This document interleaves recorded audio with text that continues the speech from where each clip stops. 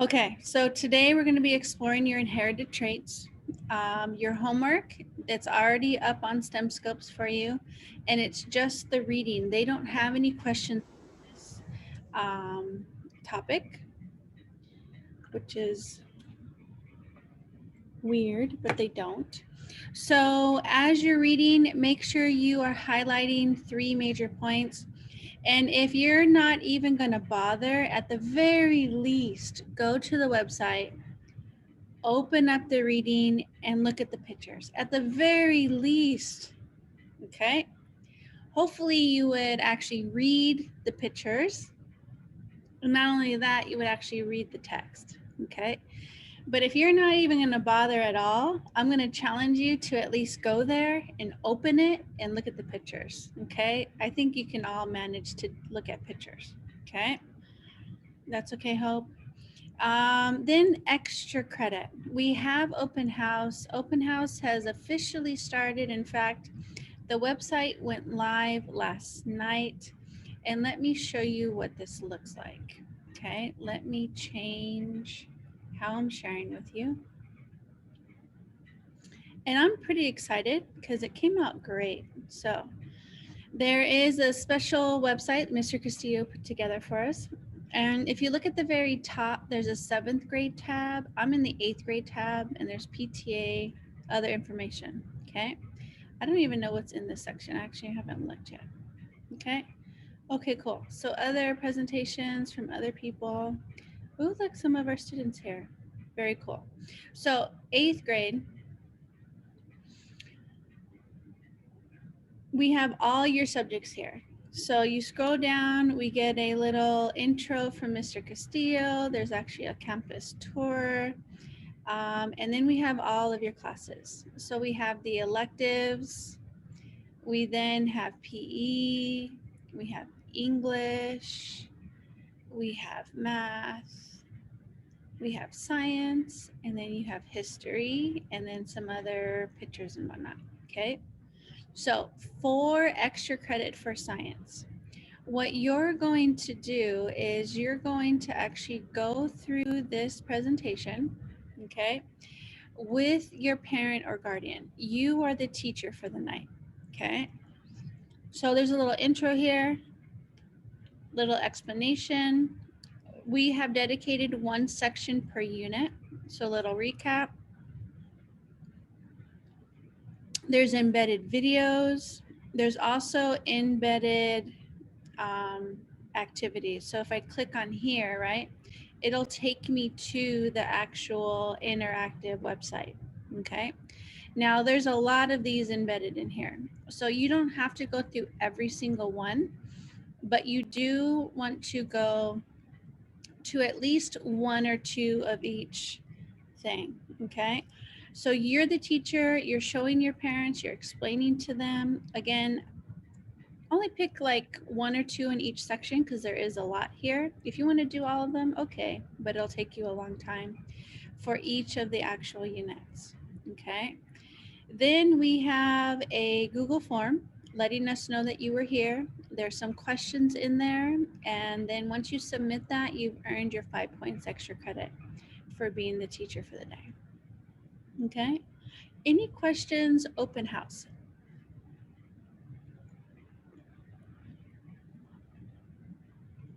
Okay, so that will be available to you for 1 week. 1 week from today, that link goes away. Okay, so make sure you get in there. You have plenty of time to coordinate with your parent or guardian to get that done. Now, the next thing, I need to actually load it on your class, is the 3D DNA model. You have an opportunity, and let me actually release it on your Google Classroom. Notice for this one, this is due by the final exam. So you have a few weeks to do this, okay? If you choose to do this, I'll change how I share again. If you choose to do this, everything now is posted on your Google Classroom. Here we go, okay? So if we go to your stream, I actually just released it, the extra credits right there. If I click on this, there's instructions. So this is going to be a lot more challenging than the open house, okay? And there's a step-by-step PDF. There's even a video to help you with the folding part, okay?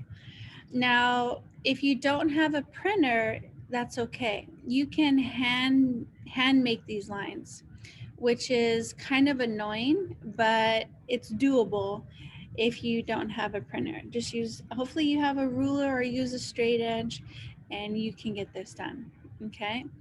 There are specific directions here, specific colors you're going to use per base pair, and we're going to actually talk about base pairs today in class. And in order to get credit, you must submit a picture of your face and you holding it. So something like this, like you have your DNA model and it's like, cheese, it's you with your DNA model to give you the extra credit for doing it, okay? Any questions on the DNA extra credit?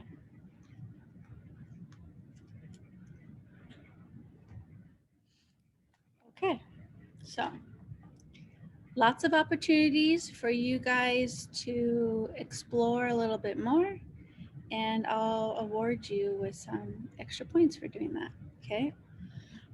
If you haven't already, make sure you submit your digital notebooks. You will need your notebooks to take notes today. So if you need to unsubmit your notebook to take notes, that's perfectly okay. I'm going to start grading your notebooks today about 2 p.m. We have a makeup exam today at 2 o'clock. So that's when I will sit down and start grading them. Okay. So if you submit it and it says it's late, it's not going to be penalized. So if you haven't submitted, make sure you do submit. You won't get penalized for it being late. Okay, the notebook. Whew, lots of announcements. Any questions about this stuff? All right, let's get going then. Again, you already submitted evidence for evolution unit. If you haven't, make sure you do so as soon as possible. All right, I do want you to stay on task. We are doing Pear Deck. Let me see if you guys are all on there. I am missing 2 of you. So if double check, make sure you are on Pear Deck. Can one of you re-put the code? I'm not sure if Hope got it. She did come a little late. Okay. All right. Bonus points. There's a lot of opportunity for you to participate today. So take advantage of that. And I should have deleted that slide already. Open house again. The website's there. It's due by Wednesday, March 3rd. 5 points extra credit. Okay. All right. Warm up. Go ahead. It's on the Pear Deck, so you have to be on Pear Deck. Go ahead and register yourself if you haven't already. Okay. What is DNA? What is its function? What does it look like? Okay. So you're going to answer this on Pear Deck, and while you're doing that, I'm going to submit my attendance.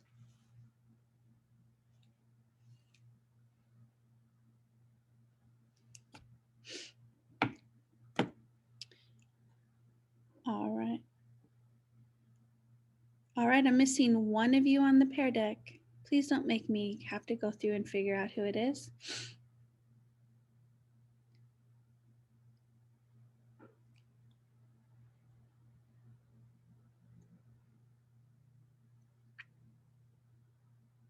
All right, let's see. Make sure you're answering the warm-up. I'm missing Ivan, Donovan, Ayan, Angelica. And then I'm missing one of you on Pear Deck altogether. Let me check it out.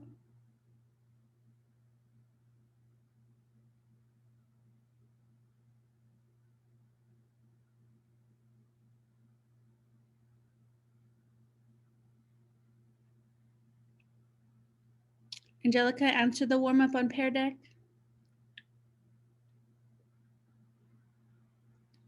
Oops, on there.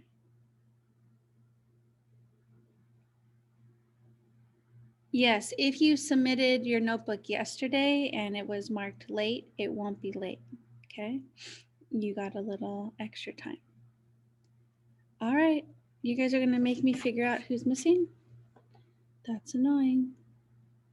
Oh, I already know. Randy, join.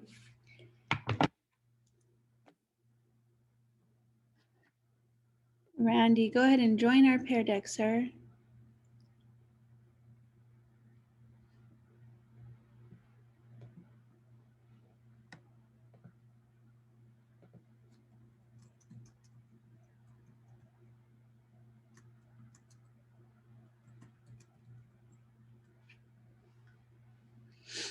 Okay, let me see if we're all there. Beautiful. Good. Some of you are waiting. All right, volunteers. When you volunteer, give me only one thing. Don't give me all three. We're going to spread the wealth of participation points today. So you can tell me what DNA is, what its function is, or what it looks like. Just do one thing. All right, Randy, I left you a message. Go ahead and respond to that, please. All right, let's start with Izzy. It looks like a spiral. Very good, thank you. Samuel. DNA is a cell in a person's body. Okay. Rihan? DNA is like a cell that gives you your traits, I think. Okay. Karika?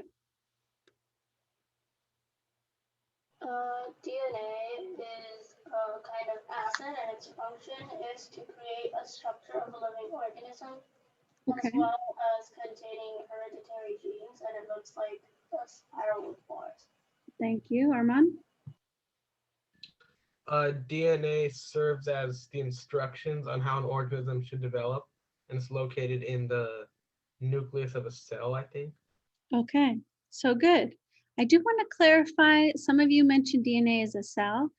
DNA is actually a molecule. It's a biomolecule. It's actually the largest biomolecule on our planet, okay? So it's not the cell. DNA is a molecule found in cells. Okay, very good. I do have a video for us, so I'm going to need you to come back to the Zoom tab if you're not there. Randy, are you with us? Randy, are you there? All right, so I'll message him later. As we're doing this video, I recommend that you take some notes about the specifics about DNA, and then we're going to talk about it as a class, okay? All right, here we go. DNA is the instruction manual for how to build life. From microbes to plants to human beings, it defines us all. The complete set of instructions encoded in an organism's DNA is called its genome and is passed from parent to offspring during reproduction. Information is stored in DNA using just 4 types of molecule which occur in pairs. There are billions of these pairs, organized in a double helix structure that is both strong and compact. These pairs also allow each strand to act as a backup for the other, a remarkably efficient way to safeguard this precious genetic information. DNA folds into paired packages called chromosomes that are stored in the nucleus of the cell. Different species have different numbers of chromosomes. Humans have 23 pairs. Chromosomes contain many genes. A gene is a section of DNA that holds the instructions for a protein. Proteins are essential for life and perform a huge variety of jobs, from controlling the function of a single cell to determining the shape of a whole organism. Within a species, each organism has very similar DNA. In human beings, the difference between one person and another is a fraction of 1%. But it's what makes us individuals, giving us different facial features, hair color, and height. The uniqueness of our DNA can be used like a fingerprint to identify us with an extraordinary degree of accuracy. By reading DNA, scientists have discovered that we share sequences not just with our own species, but with every other living thing on Earth. Chimpanzees, one of our closest living relatives, share about 96% of our DNA. But we also have genes in common with fish, plants, and bacteria. Powerful evidence that all life came from a single universal ancestor billions of years ago. We haven't just learned to read the instruction manual for life, we can rewrite it as well. People have been manipulating DNA since before we knew it existed, selectively breeding plants and animals to bring out desirable traits. Now, genetic engineering allows us to directly alter DNA in a lab, creating new varieties of life. From plants that can resist disease or drought, to bacteria that can mass-produce life-saving hormones. But we don't yet know what all of DNA does. Lengthy sequences make no proteins at all, and have perhaps mistakenly been labeled junk. Some people are worried about these gaps in our knowledge and unforeseen problems they believe genetically modified organisms may cause. What's clear is that the instruction manual for life is more subtle, elegant, and complex than we could have possibly imagined. DNA has revealed many of its secrets, but we still have much to learn. All right, please check the chat box. I've sent some personal messages to several of you, and I don't want that to play again. All right, so a couple things, right? We're gonna need to add, we're gonna jump right into our notes. So if you do need to unsubmit your notebook, that's okay. Go ahead and do that. If you're doing paper or pen, even better. I'm not sure if anybody caught this. It was really quick in the video.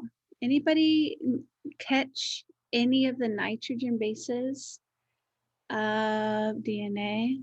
Sahil, that's the code for the pear deck. Let's see. I'm gonna lower the hands real quick because I missed it.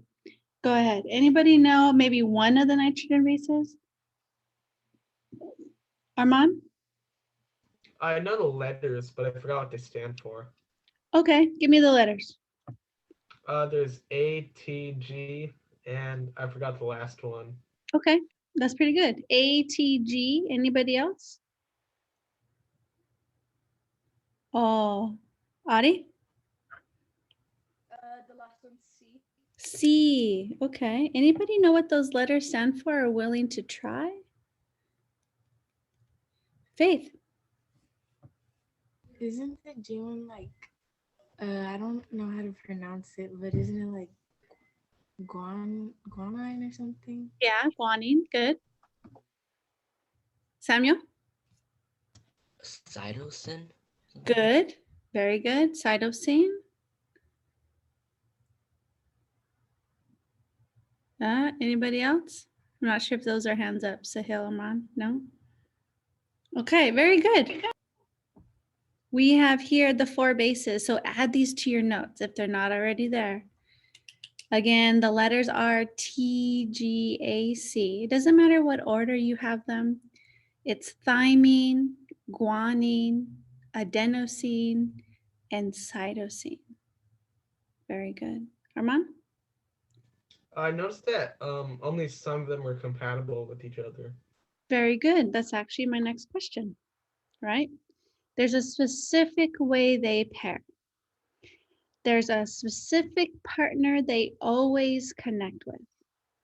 Randy, are you with us yet? Randy. Oh, wow. Anybody know how they pair? Sahil?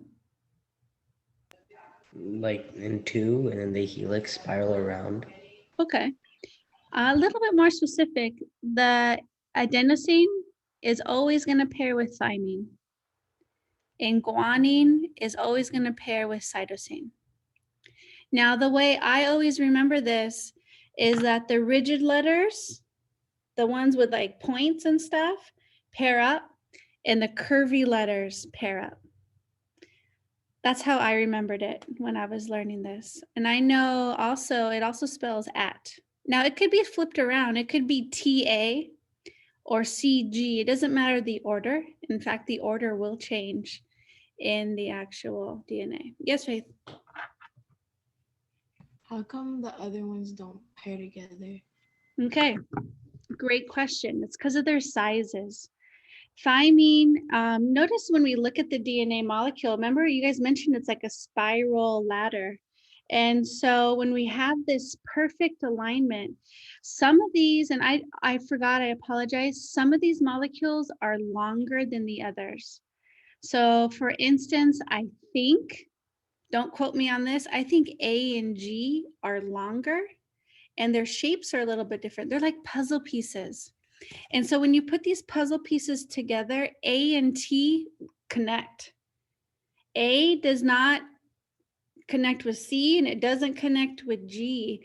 It's the perfect size and the perfect bonds that they actually link together. It's pretty amazing. Okay, Sahil? Isn't the order of the DNA AG, TGAC like control what proteins are made by the ribosomes? So if A and T are always together and G and C are always together, how do you have different orders to actually tell the ribosomes? Okay, so imagine this is the chain of the DNA. Okay, and actually my next slide has a picture. Okay, all right, Randy, welcome. Please join the Pear Deck, okay? Oh, you're on there now, good. We've already talked about this, right? You guys have told me it's a spiral double helix. Now, if we look here, Sahil, it's a little bit hard because of the spiral, right? But if I were to unwrap this DNA, let me Google real quick a better picture for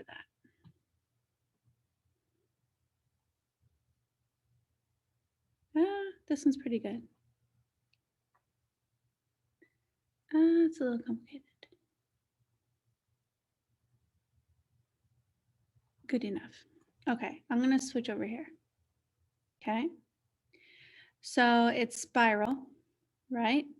But if we were to flatten it out, we can see the pairs A, G, T, A, C, right? Now it's always paired. A and T are always connected. G and C are always connected. Now the order going down the staircase changes. So every 3 codons, that's what they called, every 3 nitrogen bases, the ribosome reads that and grabs the appropriate amino acid, okay? So the code going down the staircase is different, but the partner is always the same. So you kind of have like a backup. You kind of have like a carbon copy just in case, right? Because if something happens on this side of the DNA, they have here purple is thymine. Say thymine gets destroyed, but we know it's always paired with adenine. That's sort of the backup. We can replace that thymine if needed. Does that answer your question? So basically, it just knows adenine, then thymine, and thymine, then adenine is a different code. So AT and TA is a different code, and then the ordering of TA, GC, CG, it could be different from CA, TA, GC. Exactly. Codes for amino acids. This is way too complicated, but it kind of gives you an idea. Oh no, that's going to tell you yours. I don't want you to see that yet. This is the fun stuff you're going to learn in high school, right? So yeah, I could have 3 T's in a row and that gives me this amino acid. I could have 2 T's and an A, 2 T's and a C. And notice how it changes. Sometimes it's the same amino acid, sometimes it's different. So yeah, you have that 3 code, those letters, giving you which amino acid to grab. So it only reads one side? It only reads one side, yes. Because remember that the DNA is stuck in the nucleus, and that's what RNA is. RNA is a copy of just one side of the DNA. And so the ribosome will read that one side copy, the RNA, to make the protein. Yep. Other questions? Great questions. A little bit more detailed than you actually need to know in 8th grade, but all great questions, as when you get to high school, this is the stuff they're going to go over. Okay? All right. Anything else before we move on? I'm just going to quickly review what we learned last time. Okay. Last time we figured out that DNA stands for deoxyribonucleic acids.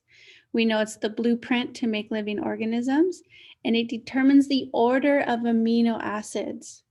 Now, amino acids, again, are those building blocks of proteins. And so if we have a bunch of amino acids, we're going to make protein. We have a bunch of proteins, we're going to make cells. We have a bunch of cells, we're going to make tissue. A bunch of tissue gives us organs. Organs give us an organism. We also know that if there's any little mistake or disparity in the DNA, that's called a mutation. And we'll get into more details with that next week. And then again, we can find the DNA inside the nucleus of the cell. Again, those chromosomes is just a bunch of DNA wrapped amongst each other, smushed. They don't have a lot of space. And if we look at just one portion of the DNA that codes for a trait, that is a gene. Okay. Any questions for me? All right, ladies and gentlemen, you have officially earned your first break. So let's get up, let's stretch, get a drink, 3 minutes. Here we go.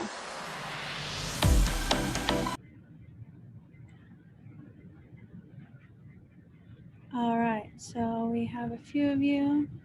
Thank you for lowering your cameras. I appreciate that.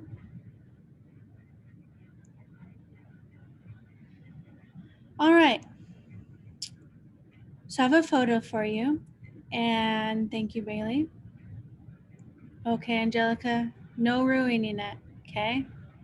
If you've seen this before, then don't ruin it, okay? Keep it to yourselves. So now, question.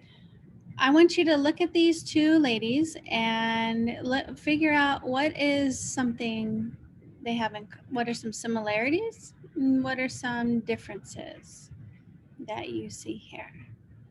Okay. All right. Give me one thing, either a similarity or a difference between these two ladies. Brianna. One has curly hair and one has straight hair. Okay, good. Curly hair, straight hair. Sahil. One has blonde hair and one has dark hair. Okay. Rihan. One has lighter skin and one has darker skin. Okay. Matthew. Or I was gonna say that. Okay, so the skin tone's different. All right. Armand. One thing they have in common is they share 99.9% of their DNA. Oh, very good, right? We all share 99.9% of our DNA. All right. Anybody else? Now, I want you to go to your Zoom and look at the bottom of the screen and click on participants, because you're going to hit the yes or no button for me. Okay. So let me lower the hands real quick. Would you believe me if I said that they were related? Yes or no? Participants. Click on the participants. And it's there. Okay. I have about 2/3 of you saying yes and 1/3 of you saying no. So I'm going to tell you right now, they, good, keep it to yourselves. And you know what I should do? That's a good idea. Keep the chat to only I can see it right now. They are related. They are related. So volunteers, how do you think they're related? Cousins, aunt, niece. What do you think here? Okay. Now, if you've already seen the video, I don't want you ruining it. Okay. So ideas here. Armand? I think they might be sisters with parents that kind of look different. Okay. Ian? Twins. Okay. Angelica? Can I just say it? Or? No. Okay, then. I have some people in the chat saying maybe they're adopted. Okay. Different sisters. Okay. On the Zoom, yes or no, would you believe me if I said they were sisters? Okay, I'm seeing people in the chat putting stepsisters, adopted sisters, maybe a half sister, like they have the same mom or the same dad. Okay. Now, would you believe me if I said they were twins?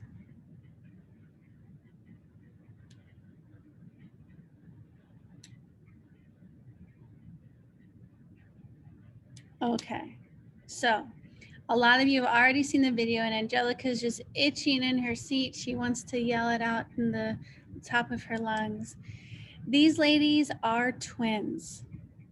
They have the same mother, they have the same father, they have the same birthday. I don't know how many minutes apart they are, but they are twins. This is actually a picture of Mom is in black here in the middle. This is their other siblings. I don't know why Dad's not pictured, but Dad is the same for these children here. This is the whole family. And pretty amazing. You can see here, now that you look at them, you can sort of see a lot more similarities. Like they have like the same nose, almost like the same lips and grins and stuff. But we see some drastic differences with their hair, their skin tone. That's pretty much, oh, eye color is different also. And so what's really cool is that by the end of this unit, you will know enough about genetics to sort of figure out how you could have twins. They're not identical twins. That's different. These are fraternal twins, which we will talk about another day. I don't have time today. But we can have such differences in traits, even though they have the same mother and the same father. Okay, so kind of fun to see it this way. So right now I want you to think about a pair of siblings you know that are different from each other. Okay, there you go. Maybe you and your brother or sister are really different. Maybe one of you is short, one of you is tall. Maybe it's not even physical. Maybe you guys look exactly like each other, but you have different personalities. One of you is like super squirrely and the other one's totally chill. Or maybe you don't have any brothers or sisters, but you have cousins that you laugh at because they're so different. Or maybe even neighbors or kids in the neighborhood or friends. So go ahead on Pear Deck, go back to your Pear Deck and share with me about a pair. You don't have to give me names, but how are they different? It could be physically, it could be personality-wise, it could be behaviorally. Maybe just what you like is different. I know with my boys, they look like little clones of each other. But one is super squirrely, he's all over the place. I call him a Tasmanian devil. And the other one is totally chill. Well, he's not chill, but he's so much serious. He's so serious about everything. And my other one is trying to joke about everything. So go ahead. Let me see. I'm missing about 10 of you on Pear Deck. I'm asking a lot of you. I'm asking you to go back and forth today. So thank you for being flexible. So we need Brianna, Armand, Ayan, Drew, Marcus, Sahil. Go ahead and share with us. And you're not allowed to say you don't know. That's not allowed. Okay.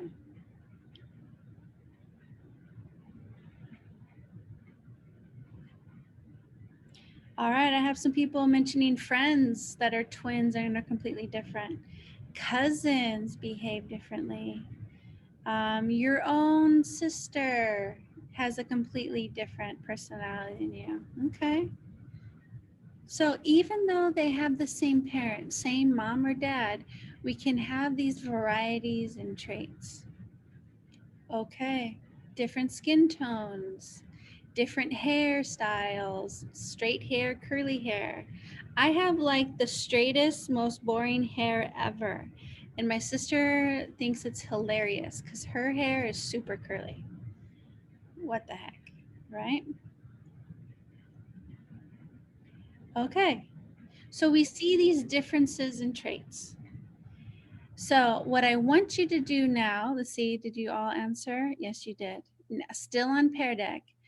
Go ahead and tell me, what do you think? What do you think the difference is between inherited traits and acquired traits? And there's a lot of, there's a couple of our classmates that have twins in their own families, so they definitely see this. Very cool. So what do you think now?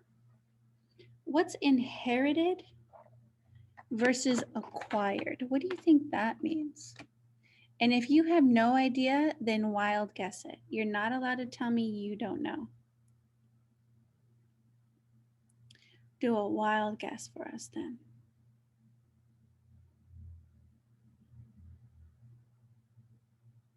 Oh, we're doing good.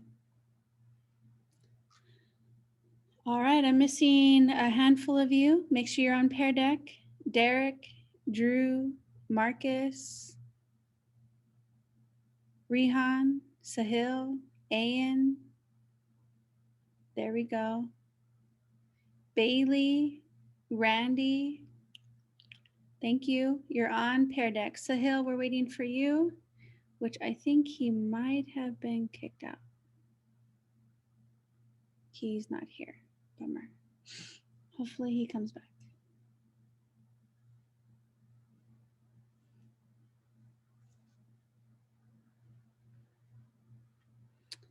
All right, volunteers, what do you think?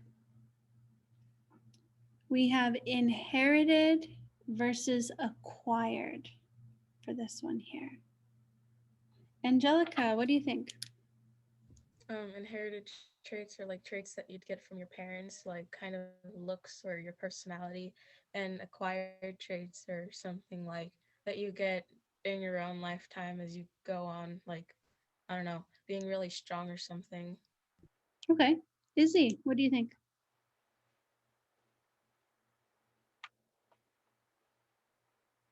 Angelica pretty much summed it all up. Okay, so you agree with Angelica. Thank you. Oh, I should silence that one. And Matthew. I think inherited traits are traits from like your parents, and then acquired traits maybe like the traits that make you unique, or like that like 1% like difference in DNA. Okay, Armand. Inherited traits, I'm pretty sure, are traits that are derived from your parents, and acquired traits, I'm not very sure about. I think it might have to do with like traits that you develop over the years of living. Okay, so you guys got this, right?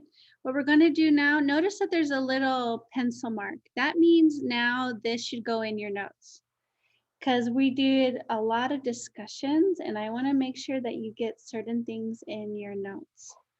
I should have added that pencil to the DNA stuff. So inherited traits, you're right.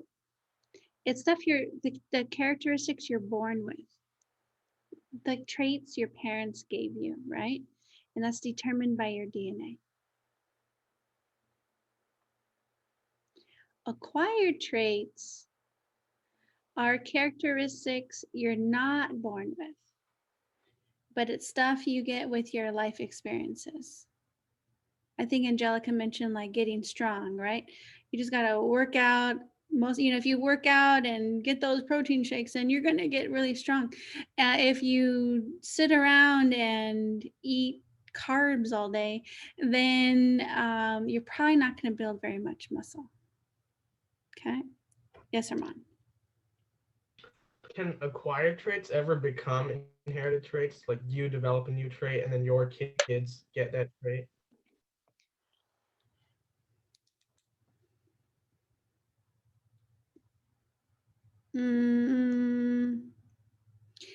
There could be mutations in your DNA that you pass down to your offspring. That could be an inherited trait. So if your DNA gets mutated for some reason and you get this new trait, you could pass that down to your offspring, but then it's not acquired. It's in your DNA. So acquired traits could be, short hair versus long hair. Well, I just have to cut it, right? I can change it. We could all have red hair. We could just dye our hair. So that's an acquired trait. For instance, if I get a tattoo and I have a child, the baby's not going to have the same tattoo on its arm, right? So acquired traits is what you get through your life experiences, not what's passed down from parent to offspring. So not really, no. You have mutated DNA. Yay, Sahil came back. All right, we're going to take our final break. And when we get back from our break, we're going to then look at our own traits and kind of compare, because it's kind of fun. Okay. All right. We got 3 minutes. Sahil, if you want, you can. I left the slide on the notes. Why isn't this going? I'm gonna take the notes after class like I always do. It's just it crashed like worse than ever. Like even shutting it off took like a few minutes. All right, 3 minutes. Whatever the day brings, Grammarly helps you. So I'm going to send you out in breakout rooms though, because some of these traits are a little bit hard to determine if you're not sure. So like your ear, unless you have a camera, widow's peak, etc. So I'm going to very quickly, you probably will spend like a few minutes. It's not going to be that long. And in these breakout rooms, I want you to sort of like show people your widow's peak, your ear, to help. You're going to be putting in your own traits for this one here. Okay, I'm going to put, that's good. So go to your breakout rooms, take the survey. You might need to help each other. If you're not sure, you can ask somebody, especially like the thumb thing and the pinky thing. It's good to get a second opinion, okay? And then come on back to the main room when you're done. All right, you guys, have fun. Go take the survey and then come back. Oh, duh. Open the rooms, Miss King. There you go.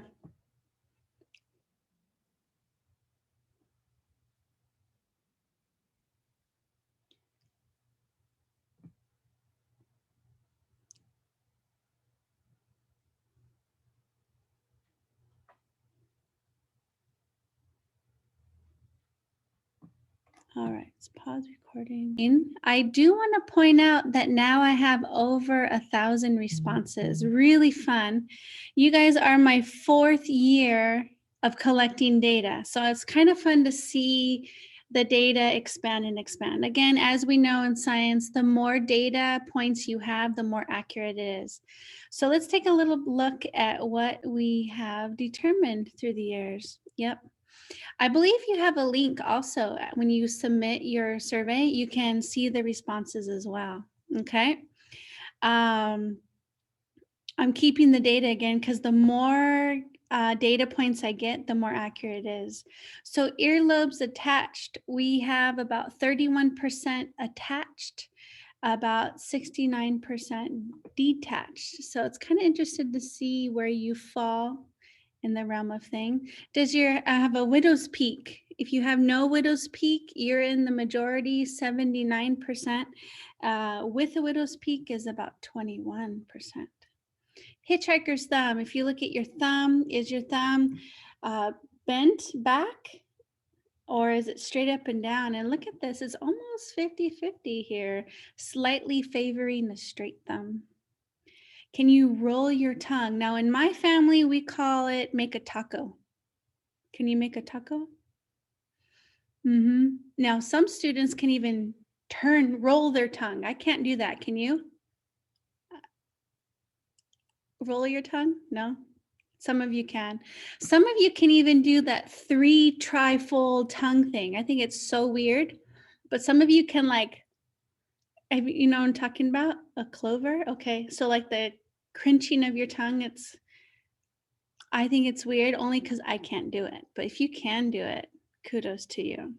Your pinky finger, straight or bent. We notice that majority of you have a straight pinky. Fold your hands. So go ahead and fold your hands. If your thumb is on top, then you're my peeps. I think that's legit. If your right thumb is on top, I think that is so weird. What the heck? That's just weird. But 36.7% of you can do right thumb. I'm all about that left thumb. So you're with me if you're left thumb. Cleft chin. Ooh, look at that. 87.4% have smooth chin. 12.6% have a cleft chin. So now let's talk about this in genetics terms. We want to talk about what dominant versus recessive is. Now that we saw the survey and all the results, what do you think? Go ahead, go back to the Pear Deck now. Again, thank you for being so flexible, clicking here and clicking there. Click back to your Pear Deck and go ahead and tell me, what do you think? What do you think dominant and recessive mean?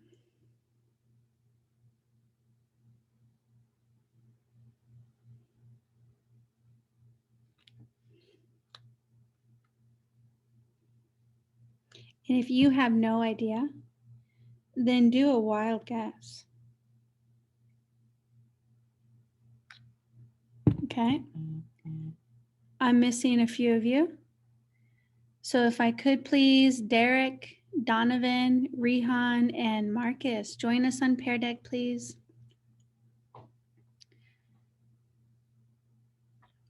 What do you think dominant and recessive mean? All right. Volunteers.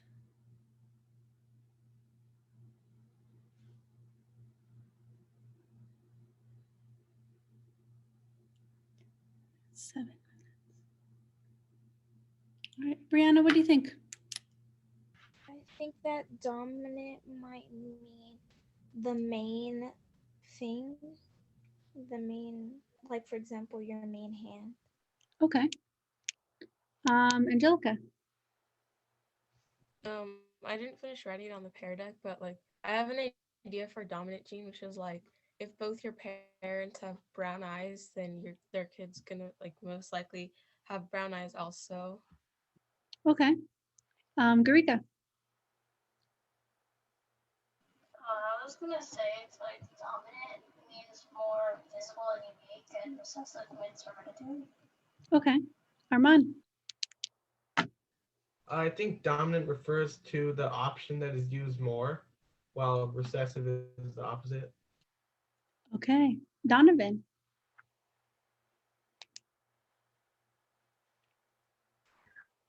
Oh, I think dominant is the one that you use more or you're better with.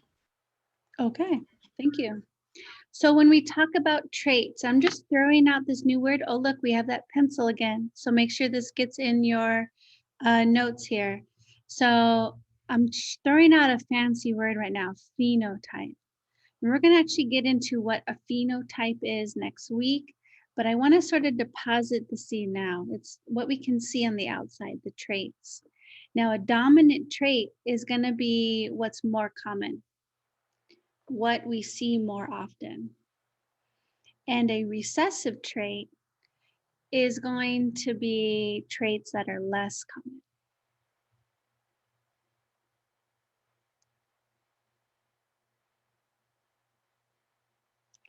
So I want you to think about that survey. Think about those results, right? We're going to look at it. I'll look at a couple real quick, and we're going to point out which one's dominant and what trait is recessive. I'll give you a moment to write this down though. And then we're going to draw for a little bit. I have 5 minutes. All right, go faster or go slower. Let me know if we're ready.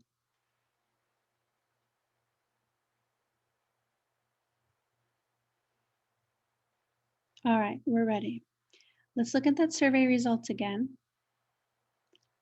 And so for instance, your thumb, okay? Somebody help me out here when we look at this trait. Which trait is dominant? Which trait bleh, is recessive? Matthew. Left thumb on top is dominant, and right thumb on top is recessive. Very good. More common is dominant. Sahil, what about this trait? The straight pinky is dominant. Also had a question. Okay, hold on. Finish. Straight pinky is what? Straight pinky is dominant, and then bent pinky is recessive.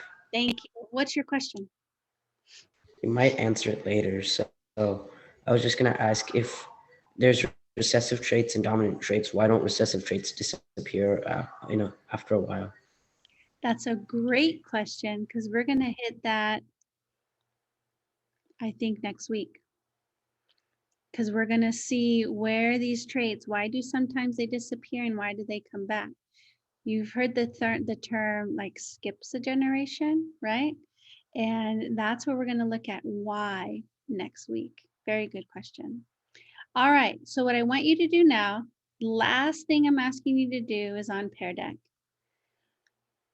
Go ahead and draw a dominant trait and a recessive trait. You have access to the survey. If I'll expand this a little bit more, I can't really do much. I'll slowly scroll through here in case you want to see some different ones. Okay, do your best with drawing. You can pick, right? We have a thumb, hitchhiker's thumb. We have a widow's peak. We have earlobes. So different choices. And go ahead and draw a dominant versus a recessive form of it. So again, we're on Pear Deck, and I'm seeing that I need like 10 more of you to go back to Pear Deck. And this is your final task for today, is to draw a recessive versus dominant trait. Do your best with drawing. I know it's challenging for me to draw as well. So there we go. Very good. So Derek, Drew, Randy, Ayan, Faith, Marcus, Rihan, go ahead and finish the final Pear Deck slide, please. You're going to draw a recessive versus dominant role. Now on the survey, you have a link to the results. You could also, I'm just slowly scrolling through here. If you want to see it on Zoom, you can. Okay. All right, I'm missing 2 of you. Faith, Ayan, go ahead and finish that last question. There we go.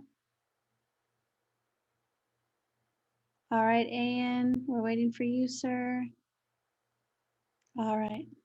I'm going to go ahead and change it so that it is student paced. So that you can go at your own pace now and finish this. while you're working on that, I'm just going to recommend, again, this is in the slides, you can see it later, that you add pictures of your animal and plant cells to your digital notebook. Also, make sure you have the function of these 4 main organelles. Little wink, wink, shoulder shrug, right? We want to be prepared for our final exam this way. I also want to remind you to do that reading. At the very least, look at the pictures. And you have open house extra credit opportunity. You have until Wednesday. And then you have a DNA model you can create as well. And you have a couple weeks for that. Okay. If you unsubmitted your digital notebook, please resubmit it now so you don't forget. If you haven't turned in your digital notebook at all, get it in soon. Get it in quick, because the moment I start grading, it's officially late. Okay. All right, you guys, it's about that time. Make sure you finish that drawing. If you don't have any questions, have a great weekend, you guys. I will see you on Monday. Good job. See you Monday. We can stop recording.